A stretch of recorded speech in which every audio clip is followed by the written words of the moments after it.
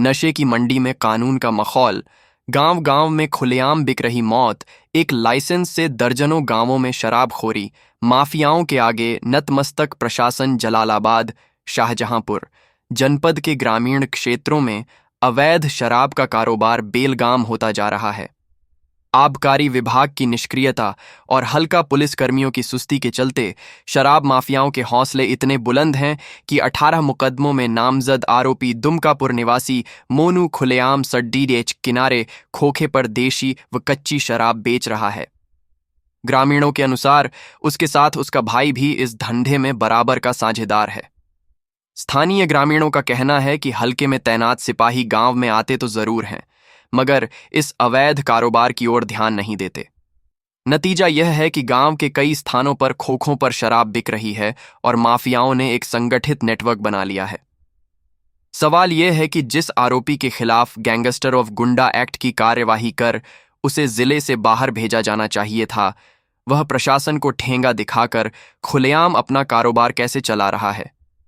अवैध रूप से बिक रही कच्ची शराब न केवल कानून की धज्जियां उड़ा रही हैं, बल्कि लोगों की जान के लिए भी खतरा बन चुकी है। आए दिन जहरीली शराब से हादसों की खबरें सामने आती हैं, मगर प्रशासन की उदासीनता बनी रहती है। कम कीमत पर उपलब्ध होने के कारण गरीब मजदूर और युवा वर्ग इसका सेवन धड़ल्ले से कर रहे हैं। कई मौतों के बाद भी न तो आबकारी विभाग ने सख्ती दिखाई और न ही पुलिस ने ठोस कदम उठाए। हालांकि आबकारी विभाग समय समय पर अवैध शराब के खिलाफ अभियान चलाने का दावा करता है और कई मामलों में गुंडा एक्ट के तहत कार्यवाही भी करवाई है, मगर हकीकत यह है कि जलालाबाद क्षेत्र में पहुंचते ही यह अभियान दम तोड़ डाच देता है। यहां खुलेआम बिक रही कच्ची शराब प्रशासन की कार्यप्रणाली पर गंभीर सवाल खड़े करती है। सूत्र बताते हैं कि दुमकापुर में बिक रही देशी शराब खाई खेद्दा और मदनापुर की सरकारी दुकानों से सप्लाई होकर आती है।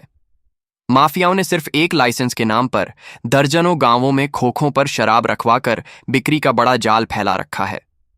इसका सीधा संकेत है कि यह अकेले एक गांव का खेल नहीं, बल्कि एक बड़े संगठित गिरोह का नेटवर्क है, जिसमें स्थानीय पुलिस और आबकारी विभाग की मिलीभगत की बू साफ झलकती है।